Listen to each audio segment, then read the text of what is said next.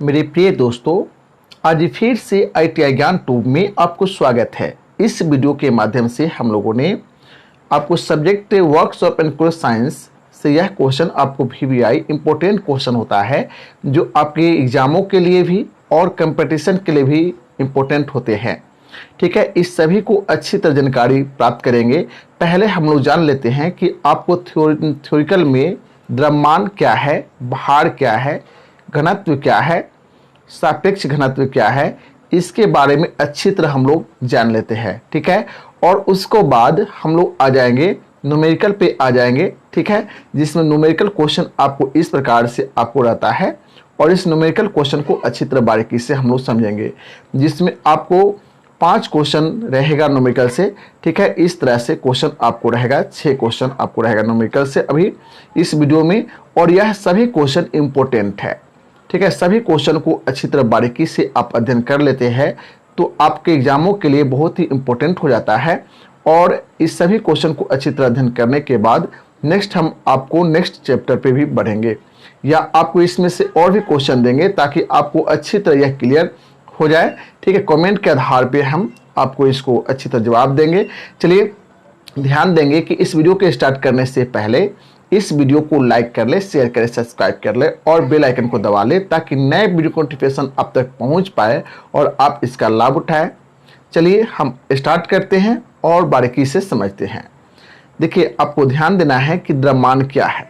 ठीक है, द्रव्यमान क्या है तो इसके बारे में आपको पता होना चाहिए कि एक वस्तु अपने अंदर पदार्थ को जितनी मात्रा रखती है वह उस वस्तु की मात्रा या द्रव्यमान होता है। वस्तु का द्रव्यमान सदैव स्थिर रहता है, उस पर स्थान या दशा परिवर्तन का कोई प्रभाव नहीं पड़ता है। ठीक है, इसमें द्रव्यमान में जो द्रव्यमान का जो SI प्रणाली है वह किलोग्राम और CGS प्रणाली में ग्राम और FPS प्रणाली में पाउंड होता है। तो यह द्रव्यमान की मैटर हुआ।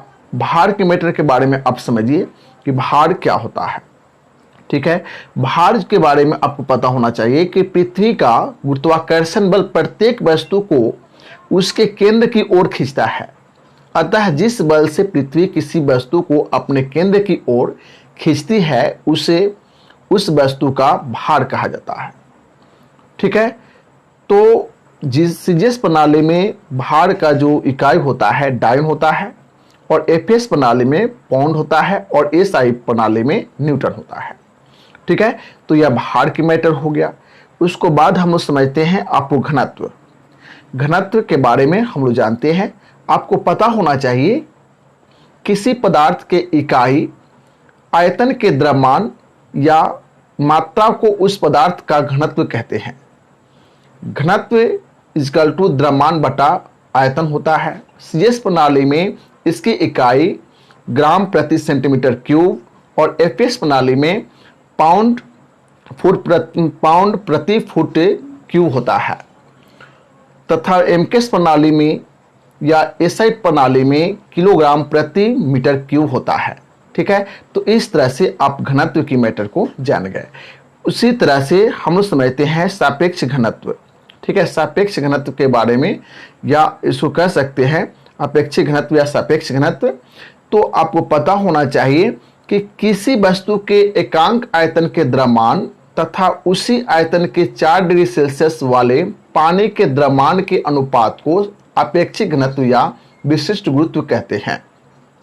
ठीक है, इसी तरह से आपको यह कह सकते हैं कि अपेक्षिक घनत्व इक्वल टू वस्तु के किसी आयतन का द्रव्यमान बटा वस्तु के आयतन के बराबर 4 डिग्री सेल्सियस वाले पानी का द्रव्यमान होता है।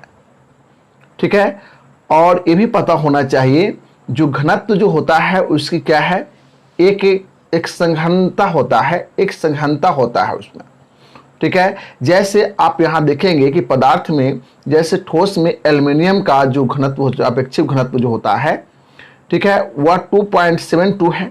ठीक है, उसी तरह से लेड का देखते हैं तो 11.35 होता है। ढलवा लोहा का देखते हैं तो 7.2 होता है। हाई स्पीड स्टील के देखते हैं तो 7.82 होता है। और उसी तरह से द्रव को देखते हैं, द्रव रूप में देखते हैं तो पेट्रोल का जो अपेक्षित घनत्व जो होता है 0.75 होता है। बैटरी एसिड का होता है 1.285 होता है, और जल का देखते हैं तो 1 होता है, डीजल ऑयल का देखते हैं तो 0.84 होता है। तो इस तरह से आप देखें कि आपको अपेक्षित घनत्व या आपको सापेक्ष घनत्व और घनत्व क्या है, भार क्या है और द्रव्यमान क्या है। चलिए इंपॉर्टेंट पॉइंट पे आते हैं, क्वेश्चन पे आते हैं, ठीक है, और क्वेश्चन को बारीकी से हम लोग समझते हैं।